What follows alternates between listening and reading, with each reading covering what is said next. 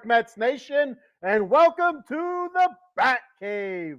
I'm your host, the Bat Frie, Kenny Fry. Woo! Hump day! That one's for you, Eileen, if you're out there watching yet. If not, I'll do it again. Hey, there she is.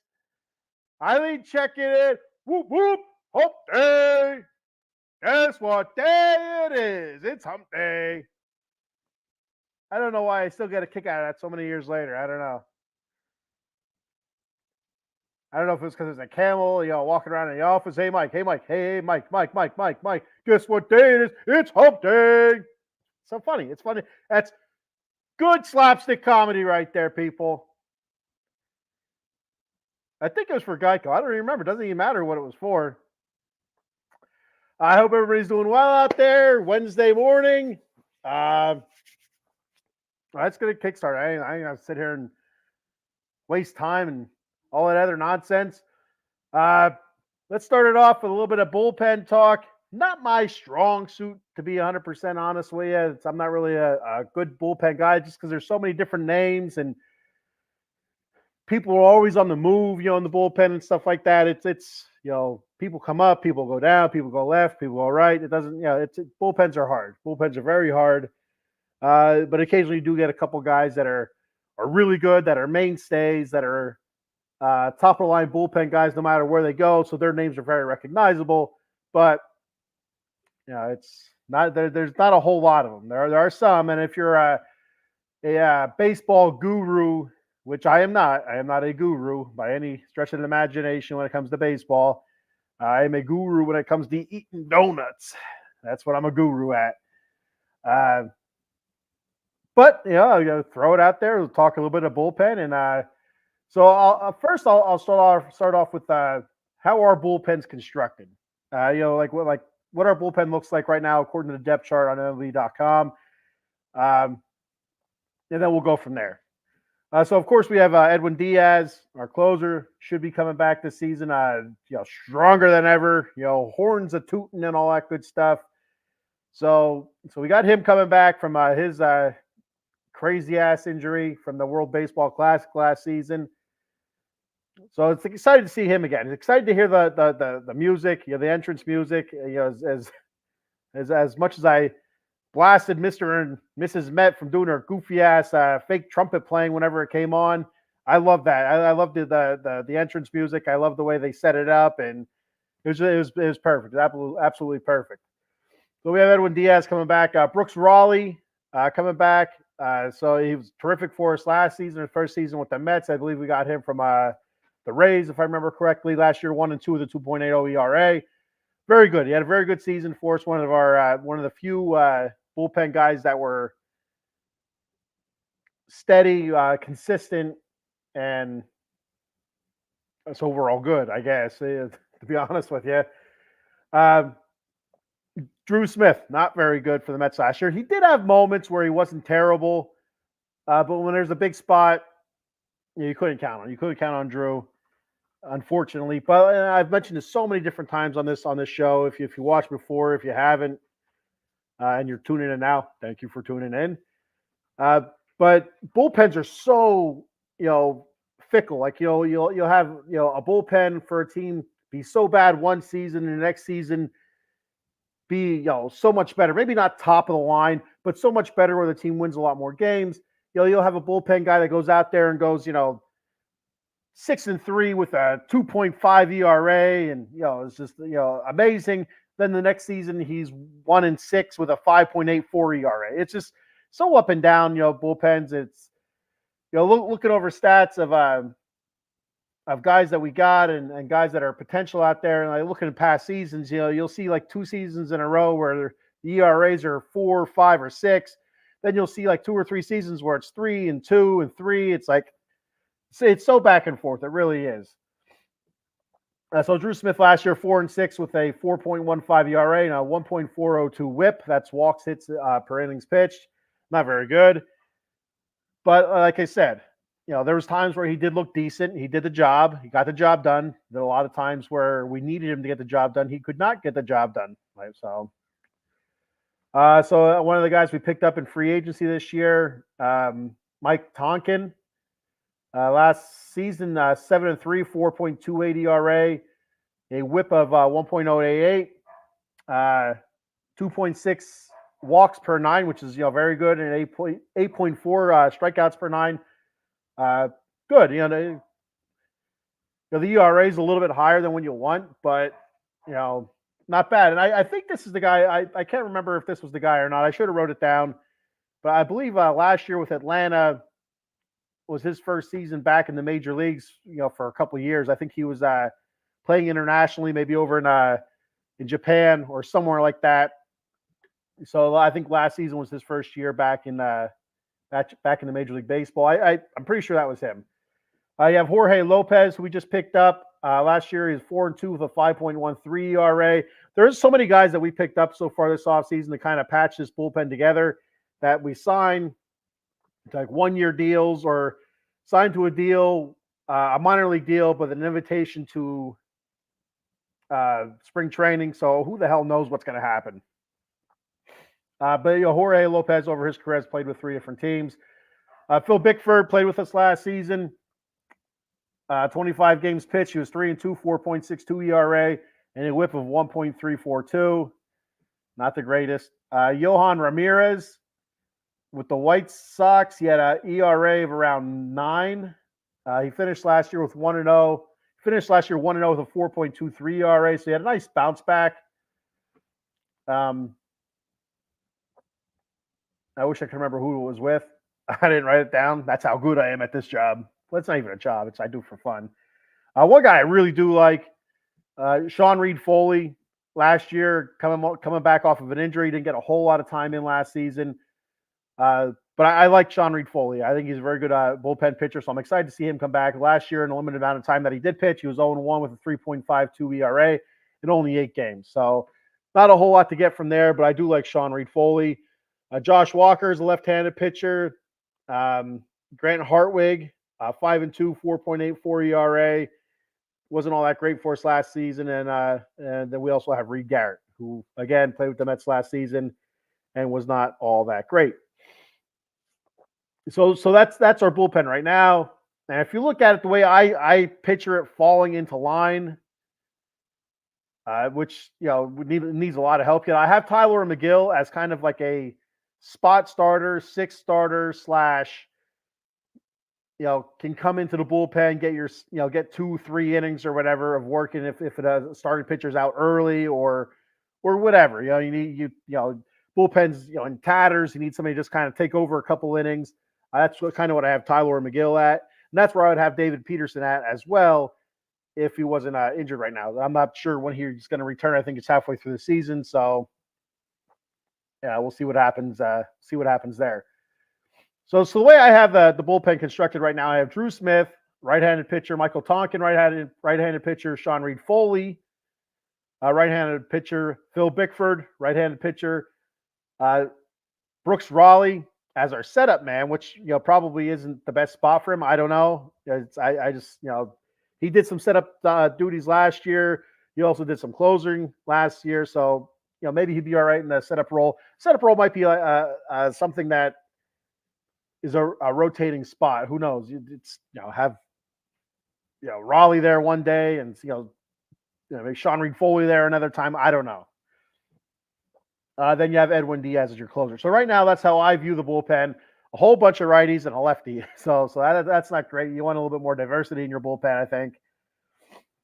So to look at what's available out there, there's not a whole lot that I even know about. To be 100% honest with you, I don't know 90% of these names, so I'm just shooting off my ass here. David Robertson, of course, we know he played with the Mets last year for half the season before he got traded away to Miami. And he really struggled with Miami, which concerns you. But he pitched so well with the Mets. It's like you don't know which David Robertson you're going to get.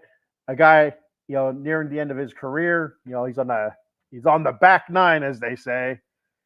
So with the Mets, he was 4-2 with a 2.05 ERA. With Miami, 2-4 with a 5.06 ERA. So you see the difference there. Take with that what you want. Take what you want with that. I don't know what the hell I'm trying to say. Adam Ottavino, another guy with the Mets all last season. wasn't as good as he was back in 2022, but still had a decent season last year compared to what the rest of the bullpen was. One of our more reliable guys, and like I said, occasionally just imploded for whatever reason. I don't know if it was the walks. He last year he was 1-7, so you see that record there. 3.21 ERA and a 4.2 walks per nine.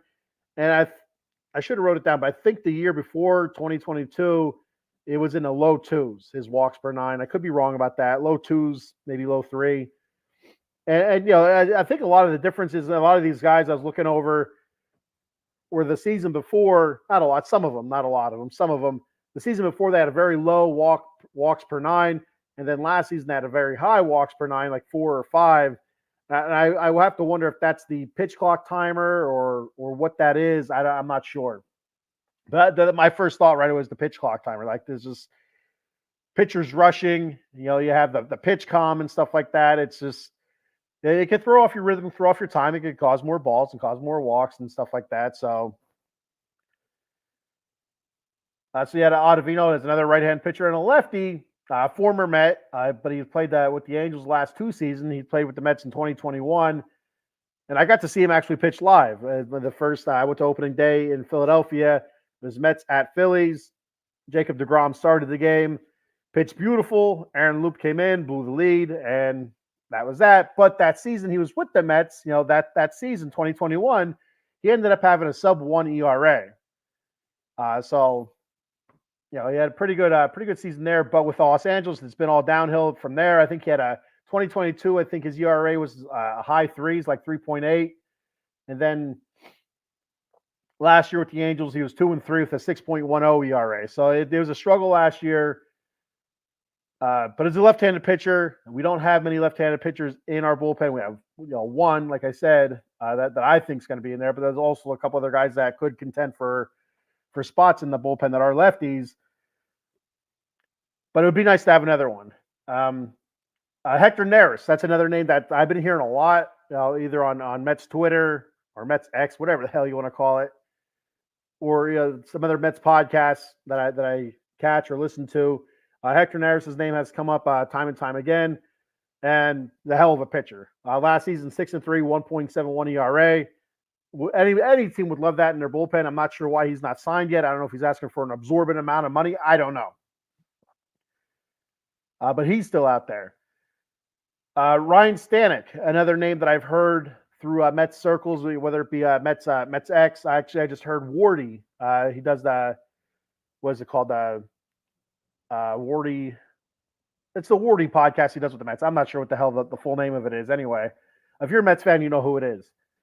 But he just did a show on Ryan Stanek. I think it was yesterday or today. It all kind of flows together when I work night shift, so I'm not sure what it is. But he pitched for the Astros, and last year, 3-1 with a 4.09 ERA. 2022, a 1.15 ERA. So, and his WHIP was 1.243 this past season. And again, though, another right-handed pitcher, hard thrower.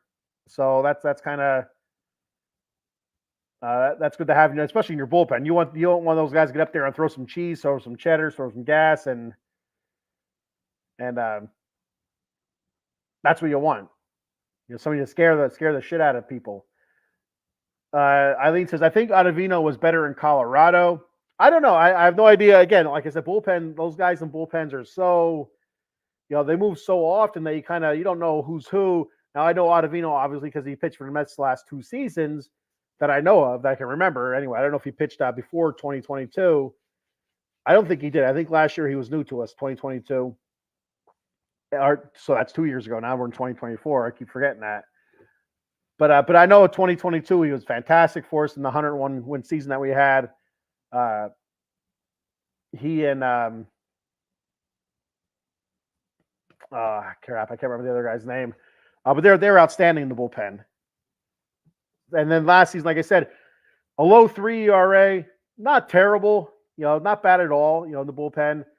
But there's just times he imploded were just at the wrong times. If you're losing, 5-0 or 4-0, and you go out there and you give 2 or 3 runs up, I'm like, all right, that sucks. But it, sometimes it just seemed like we were up 3-1, just holding on to that lead, and he gave up 4 runs, or give up a couple home runs, or walk some people, give up a blast. It's just always at the poorest moments. So there's that. Hey, Paul Spencer checking in, Mr. Fuji 2.0. How you doing, brother? So yeah, those are a couple of the names that I did see out there. Wandy Peralta, he's a left-handed pitcher that's very interesting. I heard his name a lot. I've been hearing his name a lot with the Mets for quite a while now. I'm not sure why that hasn't done yet. 4-2 with a 2.83 ERA, 1.22 WHIP. And the one thing that kind of concerns me is that he had a walk per nine of 5 walks per 9 average, and his strikeouts per 9 were at 9. So the walks are really high. That's probably the highest I've seen after I was going through all sorts of stats and stuff like that. But that's pretty high. That's pretty high. So those are the bullpen names that I've been hearing. I'd love it if they're able to go out there and get a Wandy Peralta and maybe a Ryan Stanek. We definitely need another lefty. They have to pick up another lefty, a good lefty. So Wandy Peralta. I don't see Aaron Loup as being dominant. Aaron Loup's, I think, nearing the end of his career as well. I think he's like 37, 38. I'm not sure what Wandy Peralta's age is. Yeah, I'm not sure. I did look at it, but I don't remember for sure. I want to say 33, but I feel like he's older than that. But yeah, so Loup, I think he's another guy that's kind of long in the tooth, as it were. So yeah, I wouldn't really look at him, but maybe you go Wandy Peralta, Ryan Stanek, or a Wandy Peralta, Hector Neris, but definitely need another left-handed pitcher. That's what I think the Mets could use. A left-handed pitcher that's decent. And like I said, again, I'm gonna put this out here one more time. Bullpens are so fickle that one season they're great, and the next season they're trash. And the next season they're great. Next 2 seasons they're great. The next 2 seasons they're trash. It's really strange. Maybe that's why they're in the bullpen. I don't know. Not everybody can be a starter, but that's where we're at. But I think Wandy Peralta would fit in there real nice. Ryan Stanek, he'd be a nice setup man. I wouldn't use Wandy Peralta as a setup man with those high walks, but and even if we brought back Ottavino's 38, 39, he's kind of back, nearing the end also, seeing the light. Getting ready to be old, getting ready to be old Yellard, if you know what I mean. Wink, wink. Hey, Stacy Northrup. Good morning, Stacy. You can check Stacy out during the football season on the Big Blue Power Hour on Sundays. I'm not sure what you guys will be doing in the off season, but when it's in season, check them out on that Giants show, New York Giants, Big Blue Power Hour. Her and Dynamite Danny on wheels. So we're going to move on from the bullpen talk. Thank you for checking the show out, Stacy, and commenting. If you're out there and you're watching, and you're just watching and you're like, like this guy's an idiot, he's a moron, he doesn't know what he's talking about, I think we should do this. Comment, let me know. I like being told that I'm a moron. Just put it out there. Why not, right? Think you're so damn smart all the time. So another topic that's kind of contentious in Mets kingdom, I guess you want to. I don't know if that's the right wording or not, but it sounds pretty good, so I'm going to go with it. Are the baby Mets? Last season, they had the moniker of the baby Mets, which I absolutely hate. Hated the term baby Mets. It's just, I sounded so stupid. I'm cool with the kids, if you wanted to call them the kids. I know our boy Nelson at Amish Country Mets fan. I think he used the term the kids a lot. But the baby Mets, I can't stand that term. I think it's nonsensical and stupid. They're young. Or they call them the youngins or something. The young Mets. Or I like the kids, but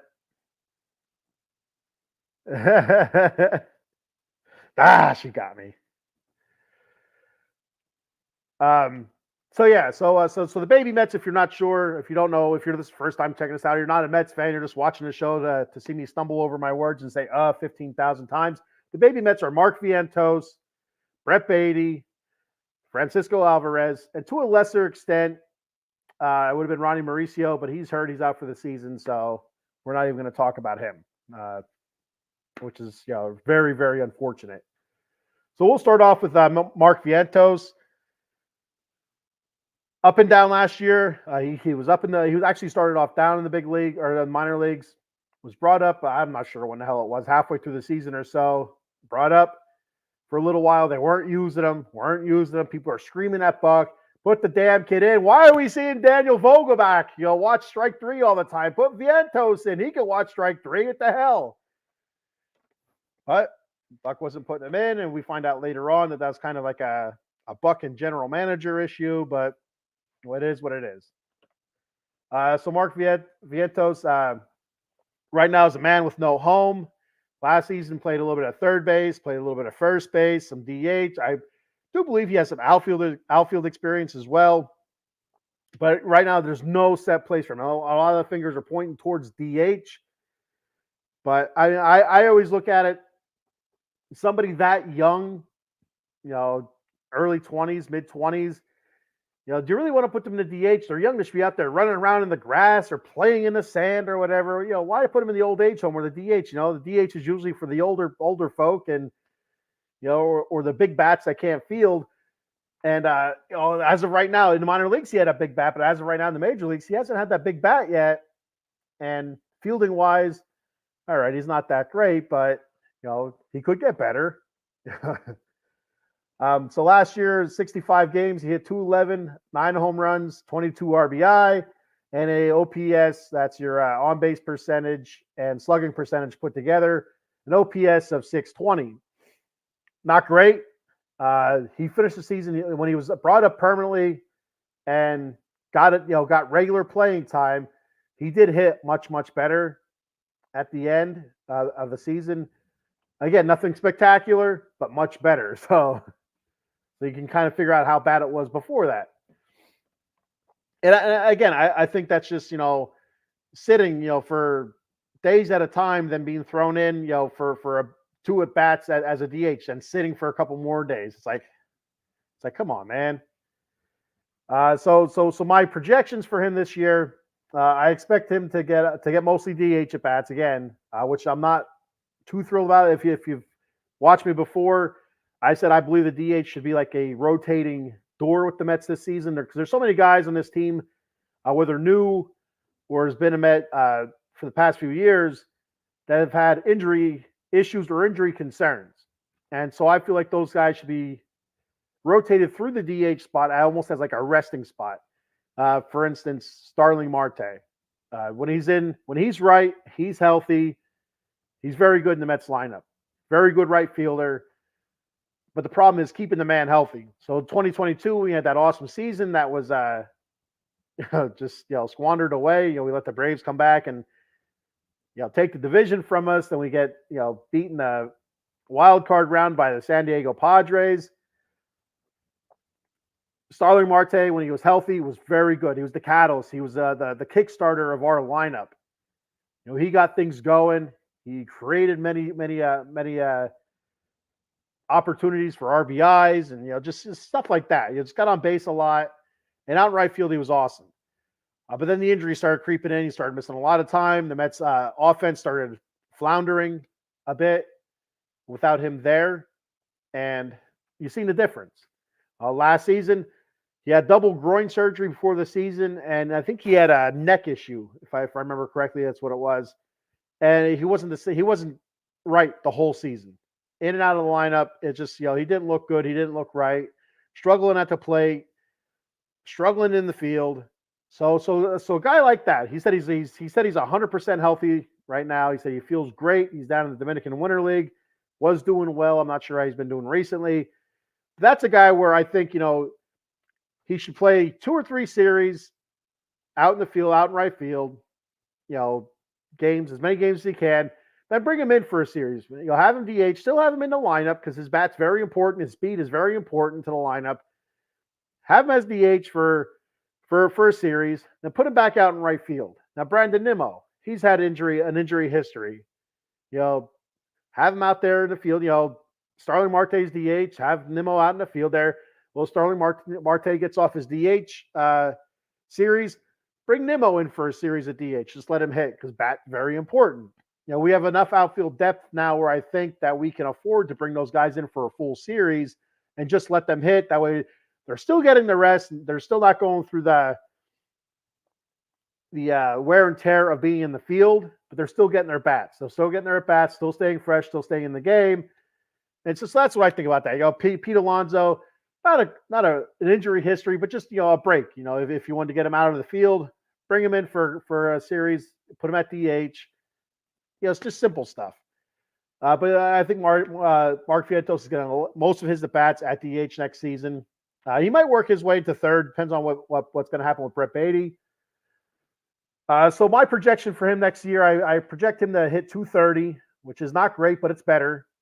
17 home runs, 55 RBI, and an OPS of around 650. Not bad. I think we would take that as Mets fans. That's progression. So I think we'd take that. So then we get to Brett Beatty, our third baseman for 108 or so games last year. He played in 108 games with the Mets. Most of those at third base. He did play some DH, I believe. Played some outfield. He ended up hitting 212, 9 home runs, 34 RBIs, and a 598 OPS. Not very good, but even more troubling was his fielding. His fielding was very, very bad. A lot of times looked lost. Just a lot of it was mental stuff. It was just mental. And he said it as such after a really rough series. I can't remember who it was against. He was talking to reporters or whatever.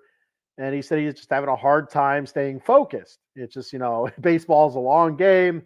And he just kind of, find himself thinking about his last at bat, just not able to get past it, not be able to get over it. And that's affecting his fielding. He was a very good fielder.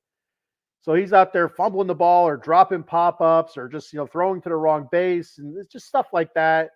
And, it really, really hurt him last season. Made him look incompetent, which we know he's not. We know he's a good player. He's shown it in the minor leagues, AA, AAA, all that stuff. So there's no reason to think that he wouldn't rebound. So last year, along with his poultry average and OPS and lack of power numbers, he also had 10 errors and a fielding percentage of .956, which is terrible. So, you got to get that right, and I think it starts at the plate. If he feels better, feels more confident at the plate, that should carry over into the field, but we'll have to wait and see what's going to happen. I do believe he will be our starting third baseman next season, barring some sort of free agent pickup or whatever, or trade, which I don't think there'd be a trade right now. So he does have power. He has plenty of pop in his bat, so hopefully it comes along next season. I have him hitting 250, 21 home runs, 68 RBI, and an OPS of 680. So again, that's progression. I think any Met fan would take Brett Beatty hitting 250 with 21 home runs and 68 RBI. So that's where I think he's going to land this season. I think he's going to take a step forward, and all of us Mets fans are going to kind of take a deep breath, step back a little bit. Okay, maybe we have something here, and let's see what we got the season after that in 2025. So, and finally for the baby Mets, we have Francisco Alvarez, who was our catcher last season. Took the bull by the horns. He ended up playing 123 games with the Mets, most of them through the catcher position, and didn't start with the Mets. He started in the minor leagues. They brought him up. I think it was after. Was it? I don't know if it was an injury. I can't remember if it was an injury. Omar Narvaez's injury, and they brought him up. I think that's what it was, if I remember correctly. They brought him up, and Tomas Nido was just such trash last year, which is unfortunate because I like Tomas Nido. But it's mostly for his defense. That's why the Mets kept him around, and his defense wasn't very good. So they brought up Francisco Alvarez, the youngster, and he impressed. He impressed with his pop, his power, his excitement. He was a spark. His defense was much better than expected. So, overall, B+ on bringing him up, and the way he performed last year. The only issue I had with Francisco Alvarez was so many peaks and valleys with him. He hit his home runs in bunches, and then you wouldn't hear from him. It'd just be quiet. Hit a bunch of home runs, and then you wouldn't hear from him. It was just so up and down with him last season. If he's able to kind of even that out, even keel, yeah, he's going to be awesome. He's going to be a terrific player. I think he's going to be a superstar. You're like next superstar type catcher, just because he has that spark. It just very energetic, and I that's something I think was tampered down by Buck last season, and I think that's one of the reasons why our club took a kind of a shitty turn last year was Buck's rules. Buck kind of tampering down the excitement, the celebrations and stuff like that. And we want to see that. We want to see that the guys are having a good time. They're excited. They're celebrating. Something good happened. And they kind of keep that rolling. But if you do something good, you do something exciting, and all you can do is come back and give a fancy handshake. Well, that sucks. That sucks ass. So that was my thoughts on that.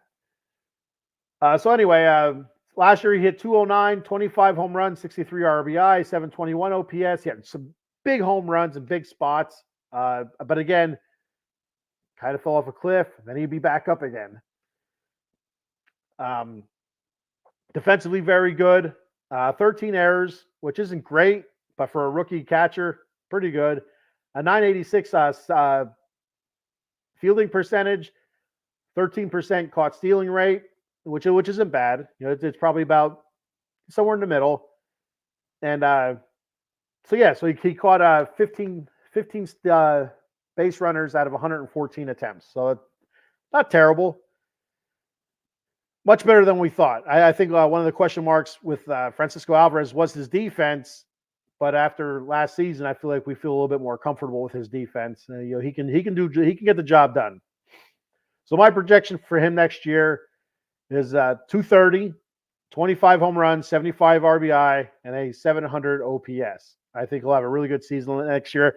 Just hopefully he kind of evens it out. If he can even it out, he could push, I think, the 30 home run mark. He has a lot of pop. And I've seen some recent video of him. It looks like he trimmed down a little bit. So that could make a difference as well. That could be a faster swing, all that good stuff. So that's my thoughts on the baby Mets, if you will, the baby Mets, the kids, as I like to call them, but they're not going to be kids. They're going to be veteran Mets now, into their sophomore season. They should all be up with the big club next year, I believe, to start. So I think we'll be all good there. All right, so a little bit of Hall of Fame talk there. We had the Hall of Fame announcement yesterday. They have 3 inductees. I'm not sure, but I don't know if all 3 were first-time ballot.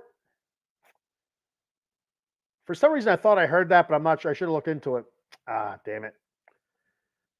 So we have third baseman Adrian Beltre getting in. What a terrific career. I mean, if you want to watch somebody having fun, somebody goofing around, go ahead and look up some videos of Adrian Beltre. That dude is just straight up hilarious. He's a funny dude. People like messing with him. He likes messing with people. It's good. It's good stuff. It's funny stuff. There's this one clip that I seen that kills me. Is he was playing for Texas. They have the on deck circle, which is a mat, the Texas Rangers mat.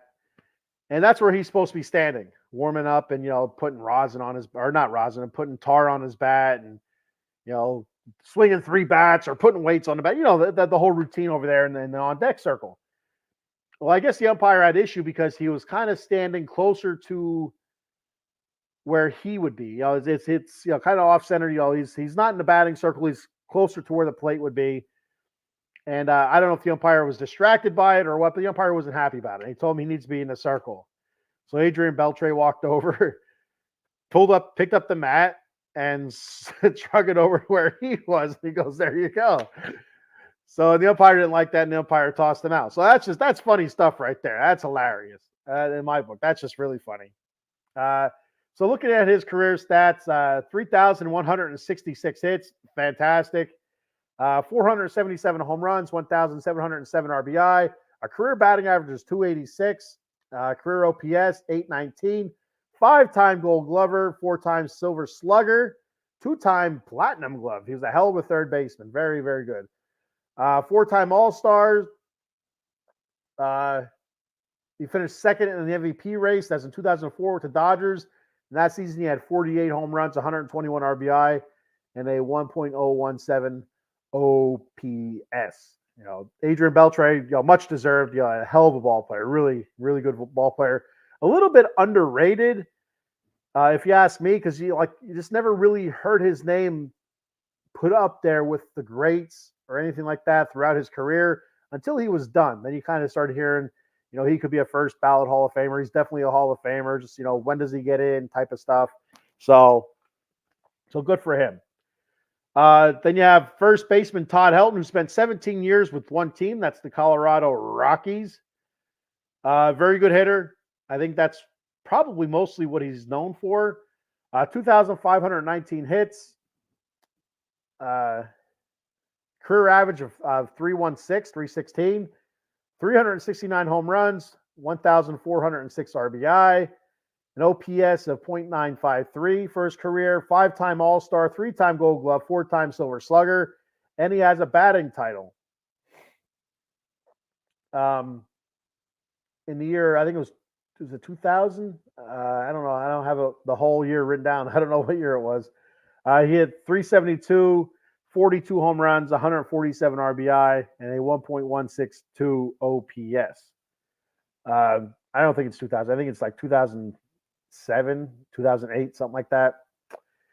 Anyway, congratulations to Todd Helton. I remember when he played in Colorado. I mean, some people, those numbers, offensive numbers, are because he's in Colorado.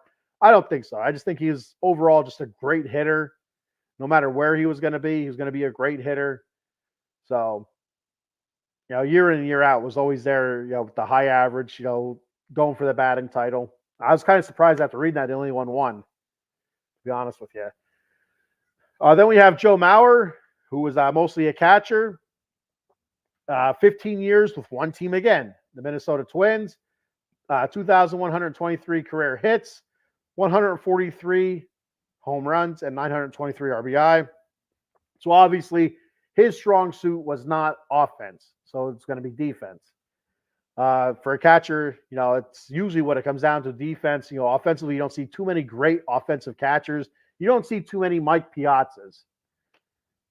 You do get them in occasionally, or JT Realmuto, guys like that, where offensively they're just outstanding. But usually they're, the really good ones are great at defense and good at offense. So Joe Mauer, a career lifetime average of 306, 827 OPS, a .996 fielding percentage, which is outstanding, a 33% caught stealing rate. So you remember I talked earlier about Francisco Alvarez. His caught stealing rate was, I think, was 18%, 13%. Joe freaking Mauer had 33%. Unbelievable. 6-time All-Star, 3-time Gold Glove, 5-time Silver Slugger, a 3-time batting champ. So that's something, not a lot of pop to his bat, but a lot of hits, a lot of high averages. MVP 2009. That season he hit 365, a 1.031 OPS, 28 home runs, and 96 RBI. Both those, I believe, were career highs for him: 28 home run and the 96 RBI. So congratulations to Joe Mauer.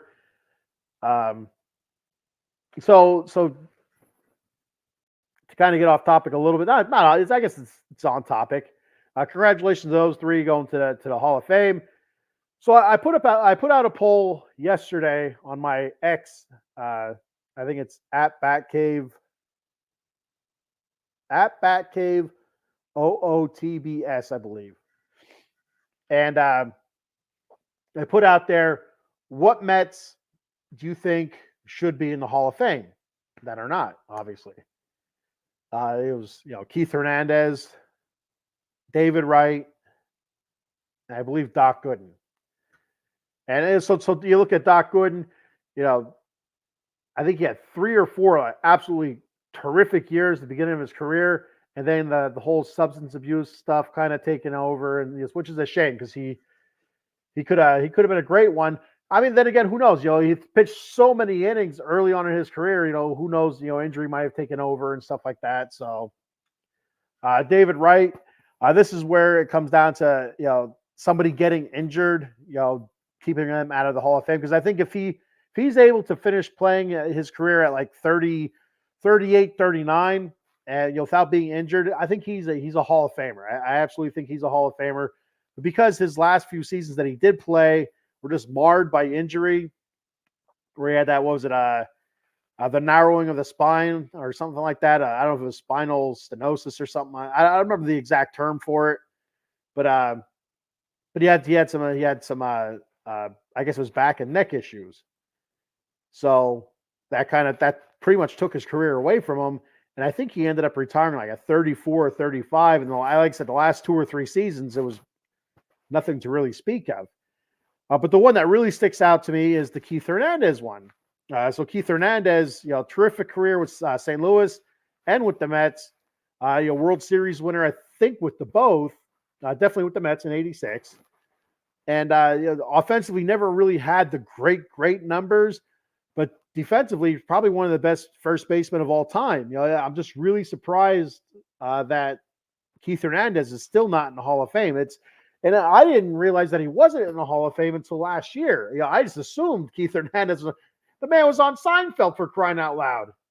I thought for sure he was in the Hall of Fame, but he's not. And so it's very unfortunate. I'm going to try to look up his stats here if I can really quick. It's just unfortunate that he's been overlooked for so long. Obviously, he cannot get voted into the Hall of Fame anymore by the Baseball Writers Association. It has to be by the Veterans Committee. And that was one thing about David Wright that was kind of cool. Even though he's never going to be a Hall of Famer, he still had enough votes, votes probably out of respect to keep him on the ballot for next season. So I thought that was pretty cool to see. All right, so Keith Hernandez stats here. Career stats, 2,182 hits, 162 home runs, and a lifetime batting average of 296.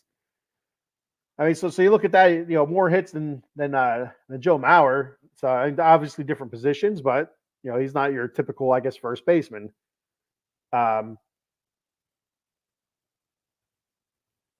11 times Gold Glove, 2 times Silver Slugger, a batting title, 2 World Series champions, 5-time All-Star, and an MVP. And that guy's not in the Hall of Fame? Wow. All right.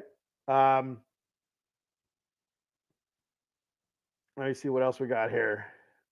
A career OPS of 821, which is, let's see here. Todd Helton's OPS was 953. He has a better OPS than what Adrian Beltre had. Adrian Beltre's was 819. His best home run season.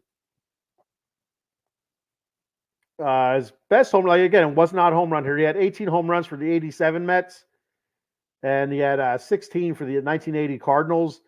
RBIs, he had 105 and 79. That was his high for RBI.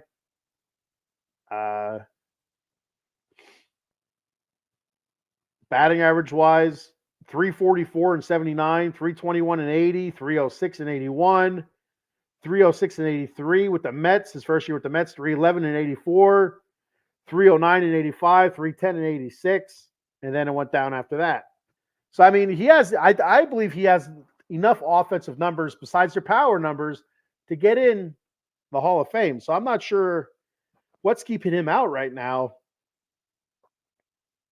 I'd like to hear something definitive from like a baseball writers, that vote on this, something definitive as to why he's not in the Hall of Fame.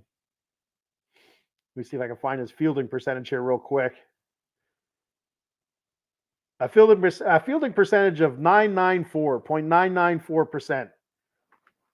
It's almost 100%. So, he had 1, 2, 3, 4, 5 years, 5 seasons of a perfect fielding percentage,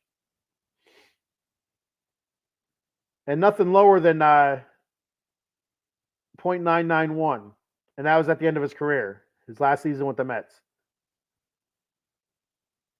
and also at 83 with the Cardinals, his last season with the Cardinals. So, I mean, I don't get it. I don't know why Keith Hernandez is not in the Hall of Fame. Doesn't make sense to me. You make your own conclusions, because he didn't hit home runs. I don't know. I'm sure you can go into the history of the Hall of Fame of Cooperstown and find guys that are in the Hall of Fame that have comparable or worse fielding or worse offensive numbers than what he does, and then are still in the Hall of Fame. I don't know what Ozzie Smith's numbers are. I'm going to get going down a wormhole here, but I don't know if Ozzie Smith, if his stats are any better offensively, because I don't remember Ozzie Smith being an offensive type player.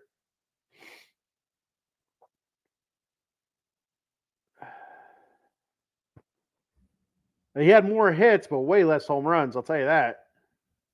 Ozzie Smith had 2,460 hits, so he had about 300 more hits than what Keith Hernandez did. 28 home runs, so a lot less home runs. And his batting average is way, way, way lower than that. So his WAR was 76.9. I think Keith was a 60 something. I could be wrong. Yeah, 60.3. So I mean, we could go all day about this. We can go all day about this. But Keith Hernandez needs to be in the Hall of Fame. He should be in the Hall of Fame.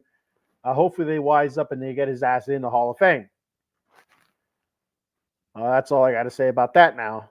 So let's move on to my final topic of the day. Of course, the final topic is always the top 10 list. And it's the top 10 peanut butter snacks. Today is National Peanut Butter Day. So we'll do some peanut butter type crap. I know I've done a list on peanut butter type crap before. But here's another one. I'm sure it's probably a little bit different than what I did before. If not, then it is what it is. So number 10 for my top 10 peanut butter snack. My top 10 peanut butter snacks. If you have something different, if there's a certain peanut butter snack that you like, give me your top 3 or your favorite or whatever it is. Top 5, if you want to do top 10, throw it out there real quick. I'll read them off. So number 10, crunchy peanut butter. I like crunchy peanut butter. I like eating crunchy peanut butter out of the jar. It's a treat in itself. Number 9, peanut butter cookies. Like those peanut butter cookies that you get, that mom used to make or grandma used to make, where you get the little cross section of the fork cross sections there. Love them. Absolutely love them. Maybe a little bit of sugar on the outside, but you don't need it. It's just the peanut butter is awesome. Number 8, peanut butter and banana milkshake. I love peanut butter and banana milkshakes. There's a milkshake shop up the highway from where I live called the Freeze, and they make that super thick. I love it. You can feel that banana traveling up the straw. It's beautiful. Number 7, peanut butter and Ritz crackers. So that's a treat that I do enjoy. You get a whole sleeve of the Ritz crackers and throw some peanut butter on there. I just all day. I have a cup of milk right there next to me. Number 6, peanut butter Captain Crunch. I do believe that's my favorite cereal. I've done my favorite cereals before, and peanut butter crunch is still at the top. Number 5, peanut butter cups and all Hershey's and Reese's peanut butter type products.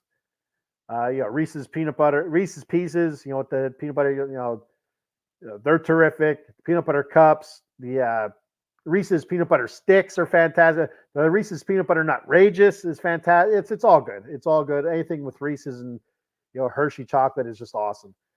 Number 4, peanut butter and bananas. So what I like to do, I either make a sandwich out of it. I'll get some bread, put the peanut butter on, slice the banana up into circular coin, little coins I call them. Or I would, if I didn't have bread, I'd cut the banana in half, I'd slice it lengthwise, and put peanut butter in there, make a little sandwich out of it. So I'd have a banana, with a little bit of peanut butter in the middle. So it's, you make do. Fluffernutters, that's marshmallow and peanut butter sandwich. I'm not talking, getting yourself a bag of marshmallows, or you're camping and you get a bag of marshmallows and throw some. No, the fluffer. It's a big plastic container. I think it says fluff on it. You got to get yourself some of that, and put that on there with the bread and peanut butter. Outstanding. Number 2 is peanut butter and jelly, of course. Why would it not be at number 2? It has to be up there somewhere. For me, I like strawberry jelly. Strawberry jelly's at the top, then blackberry jelly, and then grape jelly if I have to. I'm not a huge grape jelly fan, but if I have to, I'll go to that. I'll go to that before I go anywhere near raspberry jelly. But strawberry is always up top. But I like the strawberry jelly that has chunks of strawberry in it. I don't want just regular jelly. I want that. I don't know if they're called preserves or whatever, but they have the chunks of strawberry in there. It's exciting. It's like a prize with every bite. Number 1 for me is Turkey Hill's peanut butter ripple ice cream. And I know I've ranted and raved about Turkey Hill's ice cream and how awesome it is. So if you never had Turkey Hill ice cream, specifically Turkey Hill's peanut butter ripple ice cream, you're missing out, and you need to find some now. It's just, it's a vanilla ice cream with huge chunks of peanut butter in it. I mean, so I live in the coal region in Pennsylvania. So, you hear veins of coal, going throughout the land. They got to dig and blast and get the veins of coal out. There's veins of peanut butter interwoven into this ice cream. It's beautiful. Like you're scooping ice cream. Okay, I got a little bit of peanut butter, then all of a sudden I hit the mother load. And you're thinking you're pulling the whole chunk of peanut butter out. Then the next person's pissed off because you took all the peanut butter. Like, hey, I hit the vein, man. Nothing I can do about that. It's mine now. So it's awesome. I can't even tell you how awesome it is. It's indescribable. I'm doing the best I can to describe it, but it doesn't do it justice. How exciting it is to get that vein. And everyone has it. Every I guess it's a half gallon of ice cream. I don't know what it is. But everyone has it. Every container has it. Has that 1 or 2 veins in there. Oh man, it's exciting stuff. Now my later years, I try not to be selfish. I'm married and I have kids, so I don't take the whole vein, but I take a large chunk of that vein out. That's mine. That's Dad's. That's my top 10 list. I got a comment here.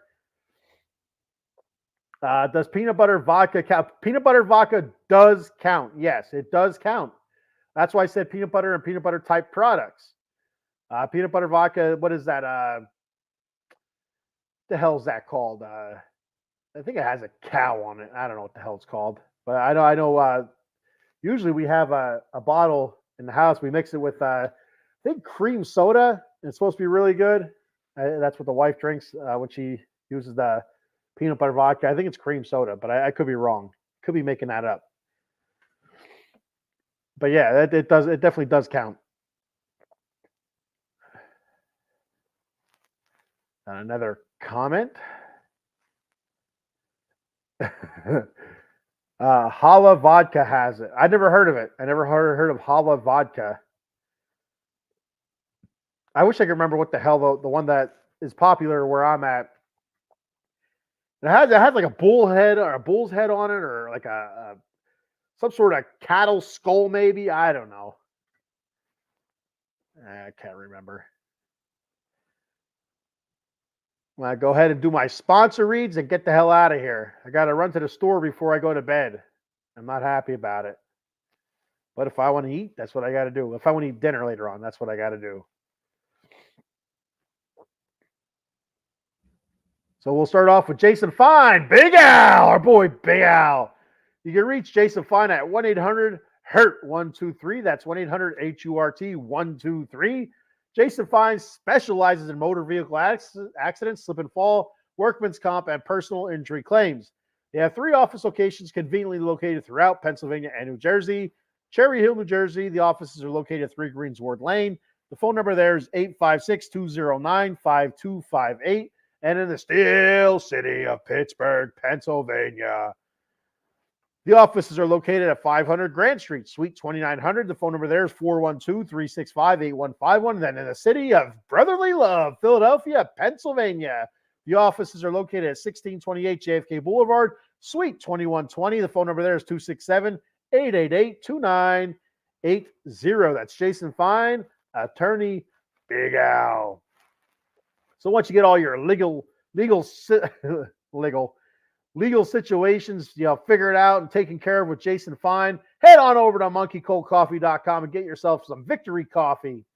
They have bourbon chocolate chip infused coffee, toasted coconut rum, the Sumatran blend. They also have one of their newer blends, the organic blend, Perula, Florida. Another new blend that's not on the old wallpaper here. I don't know what the hell you call it. The overlay. That's what it is. That's on the overlay is Golden Honey Agave. Very good coffee. That's I currently have right now. I actually this weekend I'm going to try the Golden Honey Agave coffee with some Jack Daniel's Golden Honey. So I can't wait to try that. Honey Jack. Toss a snifter into the coffee and see what happens. Maybe it could be magical. I don't know. So after you order your coffee, head on over to the swag shop, get yourself a coffee mug with a kick-ass logo with Roderick on there, their mascot. The tumblers are absolutely awesome. T-shirts, they don't have any fat guy sizes yet, so yeah, I think it goes up to XX, which some may say that is a fat guy size, but I disagree. As soon as you start upcharging your T-shirts, like most websites do for XXX and 4X, and they start upcharging $3, we're fat. We already have all sorts of problems. And you can start upcharging us right away because we use more material. It's frustrating. And the K-Cup adapters. And don't forget your Paradise Rum Cake as well. Good stuff there, the Paradise Rum Cake. Very good. So give that a shot. And put all that stuff in your little virtual shopping cart. Then when you're at checkout, use that promo code OOTB Sports for 10% off. The promo code, once again, is OOTB Sports for 10% off your order at monkeycoldcoffee.com. Guess who's back? Back again.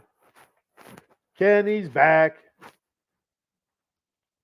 Tell a friend, please. Eileen says, check out Hala. I think they are based in York. Oh, okay. So they should be in our local shops. I'll have to check that out. Maybe it's cheaper too. All right. So that's all I have for today. Before I get out of here, make sure you check us out at Facebook, YouTube, X, Twitch, Instagram, the old TikTok, hashtag OOTBoxSports.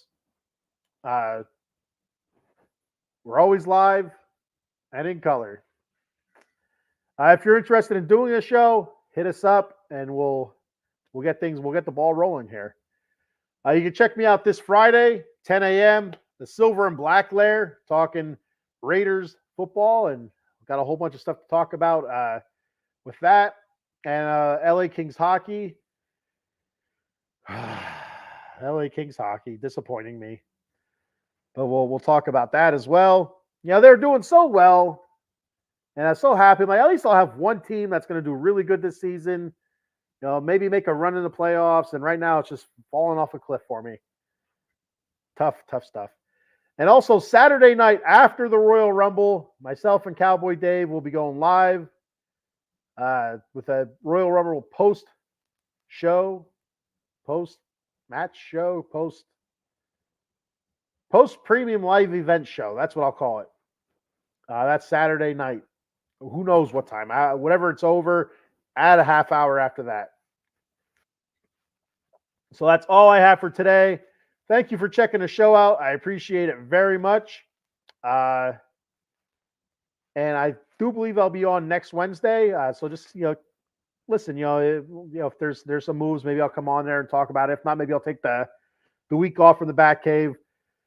So that's all I have. Thank you for checking the show out. Let's go Mets, and I'll see you guys next time.